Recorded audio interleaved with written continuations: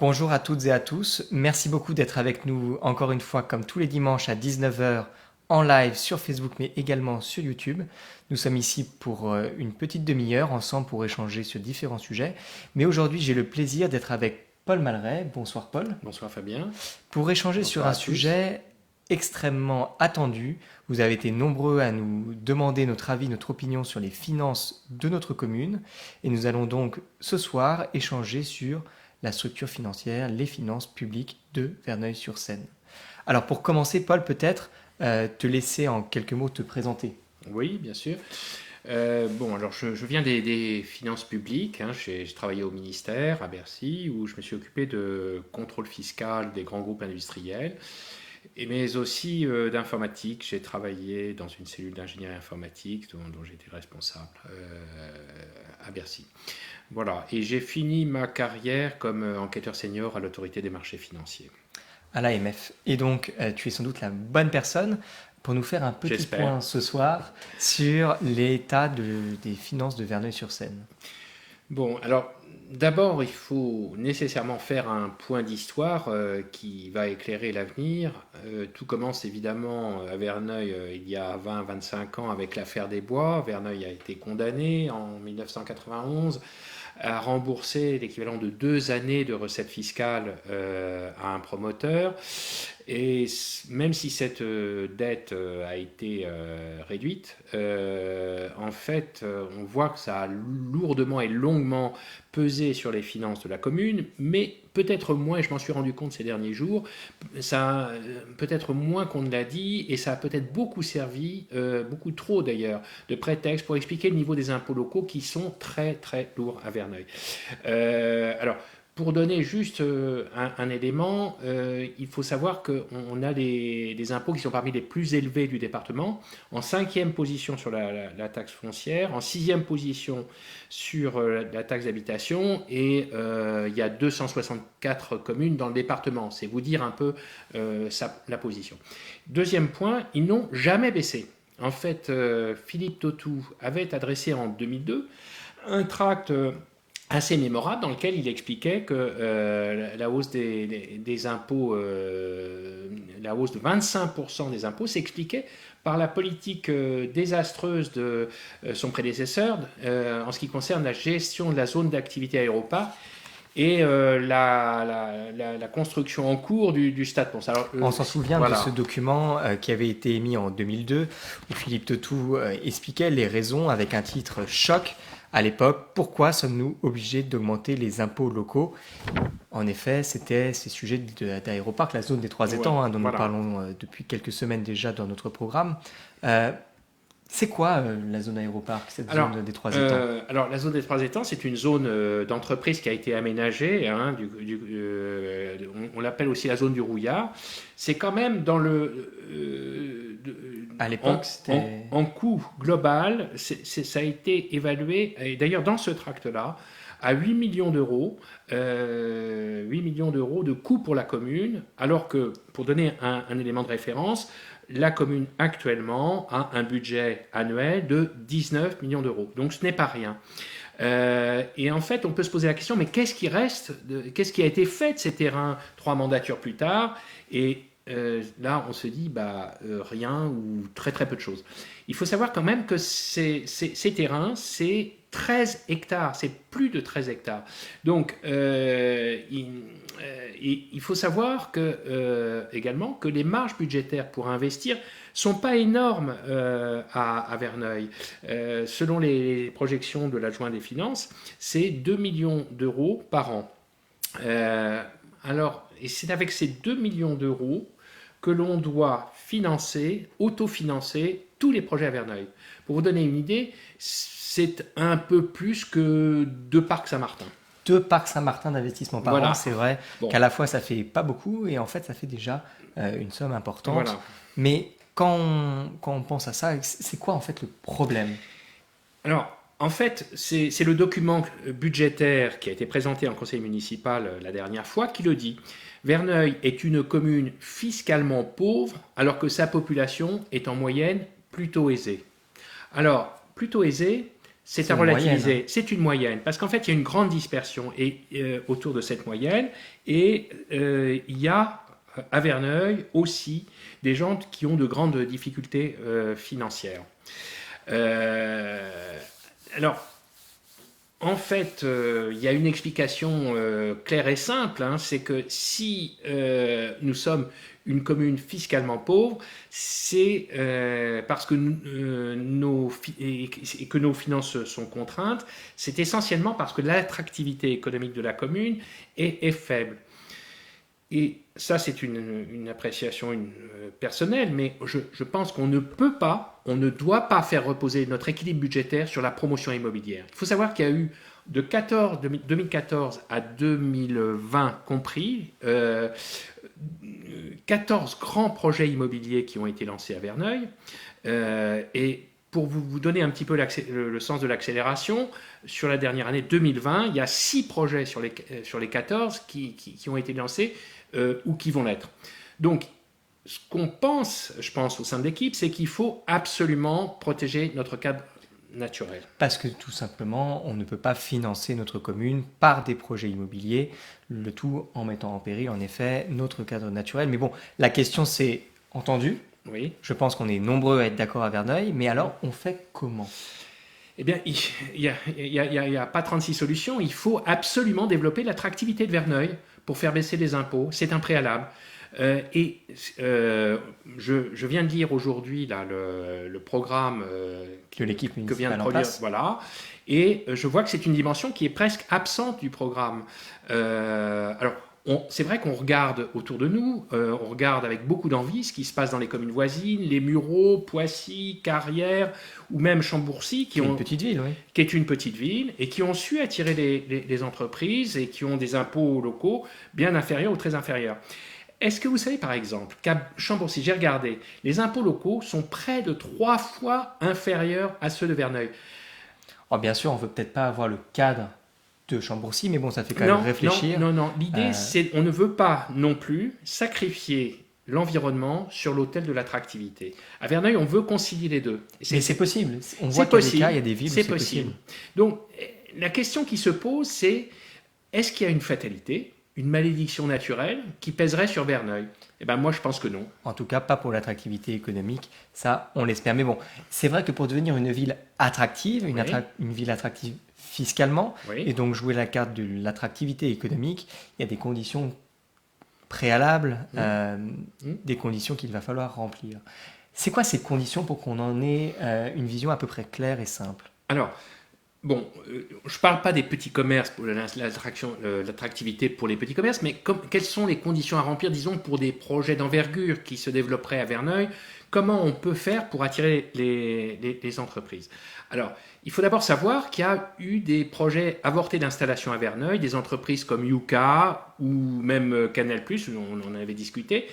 Bon, ça montre que c'est pas hors de portée. En fait, tout s'explique par le manque d'énergie et d'accompagnement.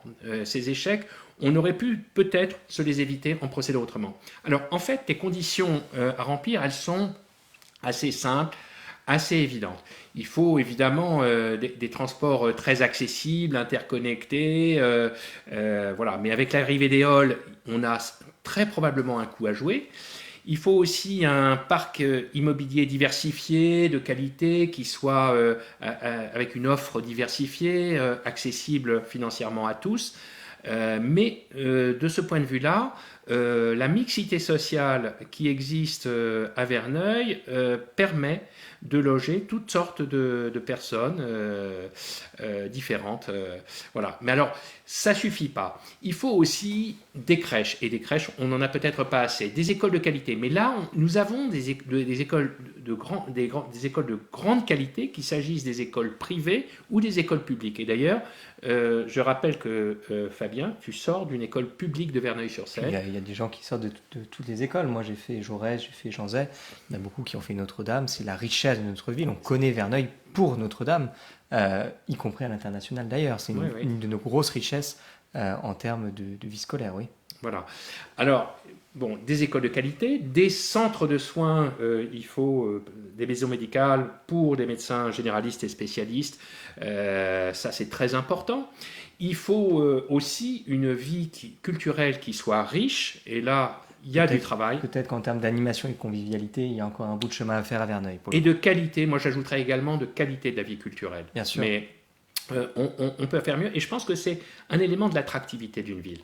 Il faut bien sûr un centre-ville animé, convivial, avec des restaurants, des cafés, des terrasses, de la vie, des commerces qui soient attrayants pour l'ensemble de la population.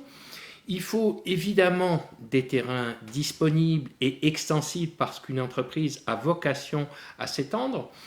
Mais il faut aussi que l'équipe municipale recherche elle-même des facilités d'installation auprès des différents échelons publics, l'État, la région, le département, la commune. C'est beaucoup de travail, mais sans travail, on n'y arrivera pas. Il faut alors aussi une disponibilité, une écoute, un accompagnement dans le temps, un soutien de l'équipe municipale en place, enfin bref, toutes ces conditions-là. Des choses qui existent et qui fonctionnent plutôt bien, qu'on soit à Poissy, qu'on soit au Mureaux ou à Mantes-la-Jolie dans les grands pôles, mais aussi dans certaines petites villes. C'est pas des conditions qui sont impossibles pour Verneuil. Pas du tout, pas du tout. C'est une question de volonté, c'est une question de dynamisme, et on pense que en fait Verneuil a beaucoup d'atouts négligés à faire valoir pour attirer ces entreprises, et peut-être qu'il faut... D'un point de vue financier ? Et d'un point de vue financier, qu'il faut utiliser peut-être maintenant le levier de l'emprunt pour accompagner ce développement.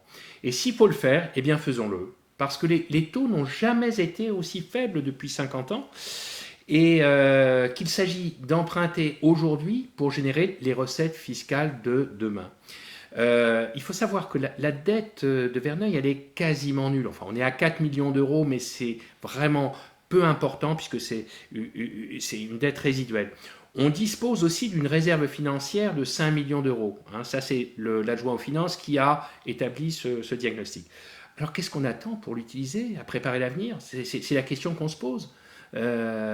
Bref, bon, nous, on pense qu'il faudra construire une force dédiée, une équipe dédiée à l'attractivité au sein de l'équipe municipale qui permettra de suivre les différents projets.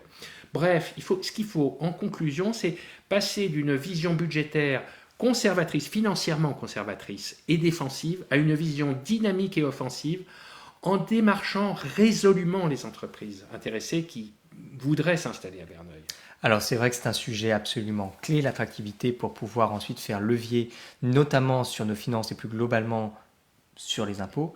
Alors je vais en profiter pour prendre une question que je reçois à l'instant sur Telegram, une question sur justement les impôts. Est-ce que c'est possible de diminuer les impôts à Verneuil et comment est-ce qu'on pourrait y arriver ? Je pense que là, je peux bien sûr, rebondir sur ce que tu disais. En l'occurrence, aujourd'hui, nous sommes dans un moment clé pour Verneuil. Il y a 3 choix. Puisque notre dette est relativement faible, on peut décider d'investir. Et c'est le pari que nous proposons, investir pour l'avenir, investir pour le moyen et le plus long terme. On peut aussi, dès que possible, lorsqu'on aura fait jouer le levier de l'attractivité, envisager, pourquoi pas, une réduction des impôts. C'est quelque chose qui, en tout cas, ne doit pas être absolument abandonné, surtout quand on se souvient, encore une fois, qu'à l'époque, il y a maintenant presque une quinzaine d'années, on en était à augmenter les impôts de 25%. Pourquoi est-ce qu'on serait obligé, relégué, forcé de rester à ces taux les plus élevés du département, comme si nous n'avions absolument pas de carte à jouer en termes d'attractivité économique. Enfin, il y aurait une dernière possibilité, ce serait de rester et de continuer exactement ce qu'on fait. Aujourd'hui, ça serait une erreur, puisque thésauriser, ça ne sert à rien. Une commune n'a pas vocation, financièrement parlant, à gagner de l'argent. Ce n'est pas l'objectif. Il faut plus, au contraire l'investir dans l'intérêt des habitantes et des habitants. C'est un sujet donc qui doit être pris par les cordes. On aimerait bien, c'est vrai, pour nous en tout cas, savoir ce que la municipalité en place, les élus en place, souhaitent faire avec l'argent qu'ils ont récupéré à force de financer la dette. Ce n'est pas une entreprise, une commune. On est pour le bien des habitants, on n'est pas pour la création d'un capital comme le ferait une entreprise privée. Alors on va prendre d'autres questions.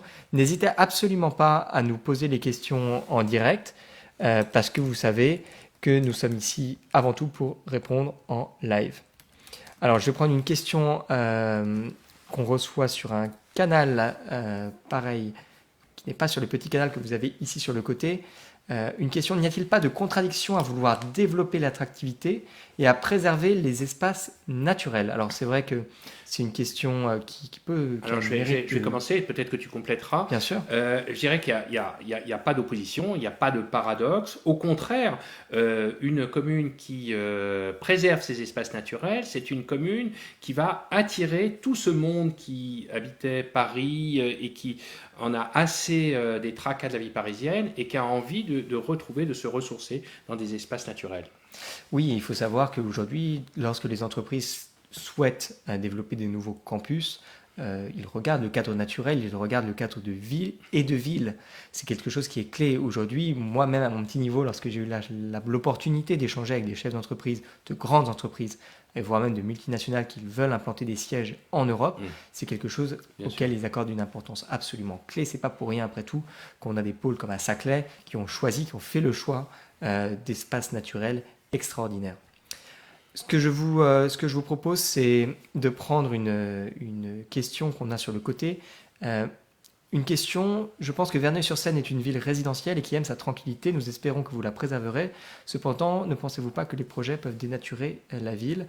On revenait encore une fois dans le même type de question. C'est tout le C'est sujet. vrai, c'est vrai qu'aujourd'hui, dénaturer la ville, c'est une vraie problématique parce que vous êtes nombreux à nous dire encore une fois, mais dis donc, si on continue à construire des campus, si on crée des grands pôles économiques, est-ce que notre ville va ressembler Mmh. à ce que nous souhaitons qu'elle ressemble? La réponse est évidemment, on peut concilier des pôles économiques écologiques. C'est pas irréconciliable, c'est même quelque chose qu'il faut travailler, qu'il faut admettre. C'est tout bête en fait. Aujourd'hui, de toute manière, les grands campus n'envisagent plus de ne pas avoir, je sais pas, des terrasses végétalisées ou d'être en énergie propre, etc. Ce sont des choses absolument évidentes. C'est pas une question finalement politique, c'est une question économique pour eux. Donc bien sûr que c'est une opportunité qu'il va falloir saisir pour notre ville. Alors, Bien je sûr. prenais les questions sur le Facebook, je vais en prendre aussi sur le côté. Les Vernoliens ont été collectivement traumatisés par l'affaire des bois. Ne prenez-vous pas trop de risques à relancer l'endettement avec votre recherche de l'attractivité à tout va? C'est vrai que c'est quelque chose qui pourrait inquiéter, se dire Oui, on oui. va accepter de s'endetter alors que le mot dette à Verneuil en particulier fait peur.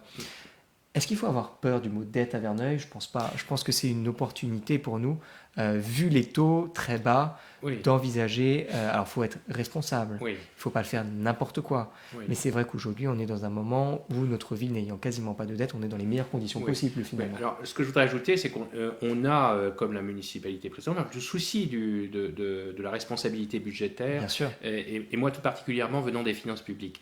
Mais je pense que on peut s'endetter. Ce qu'il faut savoir, c'est que dans la présentation qui a été faite devant le conseil municipal, on a même une partie de la dette de la commune qui est à taux négatif. La dette à taux variable est à taux négatif. C'est-à-dire qu'on emprunte et on devrait, en principe, pouvoir recevoir de l'argent parce qu'on a emprunté.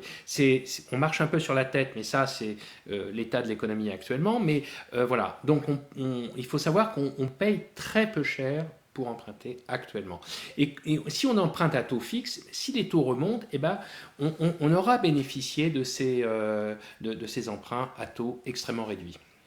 On va prendre encore peut-être une ou deux questions pour ne pas durer trop longtemps, mais vous n'hésitez pas, encore une fois, si vous le souhaitez, à nous poser les questions ici sur le côté. On répond en direct, comme tous les dimanches à 19h, et encore pendant 10 minutes. Alors, une question qu'on reçoit encore une fois sur les canaux privés, mais n'hésitez pas encore une fois à privilégier les canaux publics. Ne pensez-vous pas que la municipalité précédente a pu essayer d'attirer des entreprises avant vous?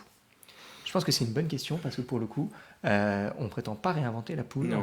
Et en l'occurrence, d'une certaine manière, on sait très bien que la municipalité a essayé. On sait très bien que les municipalités ont essayé. En l'occurrence, personnellement, j'ai rencontré plusieurs élus de Philippe Tautou, mais même avant, de Jacques Massacré, Oui, et voire même parfois avant. Bien sûr, le projet Aéroparc, oui. tel qu'il a été dessiné avant même que Philippe Tautou prenne la mairie à Verneuil-sur-Seine, visait déjà à l'époque à jouer la carte de l'attractivité. Les échecs, en fait, sont le résultat de plusieurs choses. D'abord, de l'incompétence de certains élus à avoir tenté d'attirer certaines entreprises, c'est le retour tel quel qui a pu être monté typiquement par la direction de Canal+, quand moi je leur en ai parlé. Mais au-delà, il y avait autre chose, c'est qu'on n'est plus dans les conditions du passé. Aujourd'hui, Verneuil n'est pas le Verneuil d'hier. Et en l'occurrence, avec Éole qui arrive, Oui, ça avec c'est un élément, un Paris atout qui va se considérable. rapprocher, Oui, oui. on est dans un moment où les entreprises cherchent à se positionner dans des nouveaux cadres de vie, des nouveaux cadres de ville. Et c'est là où On Verneuil a toute notre a chance. une carte à jouer, une vraie carte à jouer. On est sur Tout le à fait. couloir Seine, on est sur le couloir Seine de Paris au Havre, qui est privilégié notamment à l'échelle nationale pour le développement économique. Donc nous devons saisir cette opportunité, bien sûr, et je voudrais le préciser, bien sûr que l'attractivité économique n'est pas que la carte de la commune, c'est une compétence historique de la CU, de la communauté urbaine GPSO, mais pour autant, il ne faut pas négliger cette carte à l'échelle municipale et faire au maximum, comme tu le disais très justement, le nécessaire pour attirer les entreprises dans notre commune. C'est la manière dont on jouera par les taxes professionnelles sur les finances de notre ville et donc peut-être sur les impôts demain. On va prendre encore peut-être une question ou deux. Allez, une question en l'occurrence, une question en effet qui vaut le coup d'être posée. Ouais. Comment rivaliser avec les zones franches des Bon. Mureaux ou bien la taille de Poissy qui est bien mieux placée, dispose d'infrastructures performantes pour les entreprises? Est-ce qu'on a vraiment une réelle chance, entre guillemets, face à ces deux pôles qui encadrent notre commune? C'est une bonne question. Alors moi je dirais déjà qu'on a notre cadre naturel précisément, qui constitue un atout considérable. On a des espaces extrêmement bien placés à proximité des étangs. Voilà. Donc cette carte du cadre naturel, on doit pouvoir la jouer. Et puis il y a autre chose moi, que je voudrais insister. Pour en avoir parlé avec les élus des villes voisines, c'est vrai qu'il y a des entreprises, notamment avec l'arrivée du campus Yvelines au Mureaux par exemple dans les prochains mois, il y a des entreprises qui cherchent à s'implanter sur notre territoire et qui ne trouvent pas. Pourquoi? Parce qu'elles cherchent des choses bien précises, des accès typiquement à des axes routiers, des accès dans des cadres naturels privilégiés, des accès demain à proximité des garéoles. On a tout ça à offrir demain aux entreprises et plus globalement au-delà des entreprises.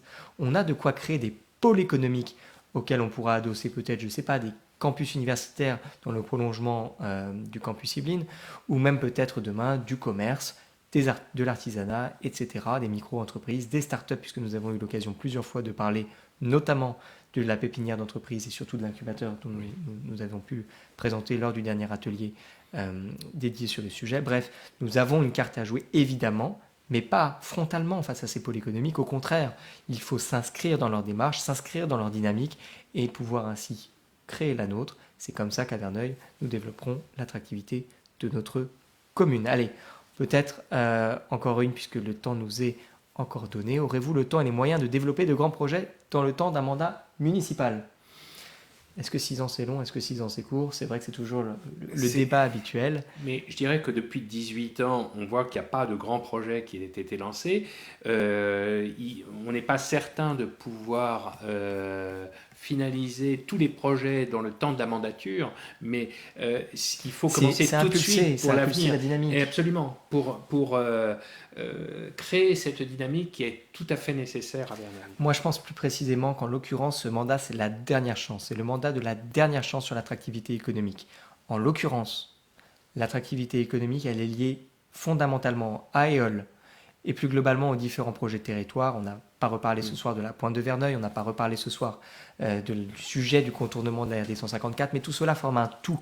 La chance, elle est maintenant, et en l'occurrence, c'est une opportunité qu'il faut saisir tout de suite. Il faut donner un sens maintenant afin de pouvoir saisir cette chance. Après, ça sera trop tard, et si en 6 ans, on n'est peut-être pas capable de tout faire, on aura déjà fait énormément, on aura donné un sens à notre ville, on aura redoré son blason économique et financier. C'est en tout cas ce que nous souhaitons. Je vais prendre une dernière question parce que je pense que celle-ci, vous êtes nombreux finalement à vous la poser suite à ce que tu disais finalement, Paul, et puis je la trouve aussi assez amusante, ou du moins elle résonne, à défaut d'être amusante, avec l'actualité de ces dernières semaines. Avez-vous vraiment les moyens de stopper les constructions d'immeubles à Verneuil? Je pense que cette question, vous êtes des centaines à nous l'avoir posée. On nous la pose régulièrement tous les jours. Est-ce que c'est vraiment possible d'arrêter les constructions à Verneuil? Ben, j'ai envie de dire que bah oui, en fait. Puisque les permis de construire sont de la compétence de la commune, donc déjà tout ce qui est construction, la commune a son mot à dire et elle emporte par ailleurs la responsabilité. Bien sûr que lorsqu'il y a des constructions de privés sur des terrains privés, on ne peut pas empêcher la création de logements, de bâtis, etc. Mais après tout, c'est la commune qui délivre les permis de construire. Après tout, c'est la commune qui est responsable et qui travaille par ailleurs. Ils nous l'ont dit. Moi, j'ai été les voir, certains promoteurs, Bouygues Immobilier pour ne pas les citer, qui nous le disent droit dans les yeux, qu'ils travaillent avec les élus de la commune et de l'intercommunalité. Moi, à titre personnel, je pense que oui, la commune a son mot à dire. Oui, les élus de demain auront leur mot à dire. Oui, demain, nous dirons notre mot lorsqu'il s'agira des constructions dans notre ville. Il est hors de question, parce que notre ville a vocation à grandir, sous prétexte de l'arrivée du RERE, que nous devons soit faire du développement par expansion et donc empiéter à tout prix sur notre forêt, hors de question, ou sur notre patrimoine naturel, hors de question. Il est également hors de question de concentrer le bâti et les constructions sur notre cœur de ville. Il faut protéger notre ville, protéger son patrimoine, protéger son identité. L'identité de notre ville ne doit pas être soldée dans les mains de promoteurs. Sur cela, je pense que nous avons répondu à quelques questions que vous nous avez posées. N'hésitez pas encore une fois sur le côté à nous en poser, nous répondrons par écrit pour les retardataires ou ceux qui regarderaient ce live en replay. Nous sommes à votre disposition par ailleurs par email naturellementverneuil@gmail.com, sur notre site internet naturellement-verneuil.fr, sur nos réseaux sociaux, Facebook, Twitter, Instagram, mais aussi et surtout jeudi prochain à 19h à la Garenne pour notre atelier thématique sur la sécurité, un sujet où vous avez été extrêmement nombreux à nous dire qu'il y avait une insécurité grandissante sur la commune et des besoins absolument cruels pour résoudre ces sujets. Je vous invite donc jeudi prochain à 19h à la Garenne et bien sûr dimanche prochain 19h ici même. On répondra à toutes vos questions en live comme il se doit sur Facebook et sur YouTube. Sur cela, je vous souhaite une très bonne soirée. Bonne soirée Paul. Également, bonne soirée Fabien. Bonne soirée à tous et à bientôt. À bientôt.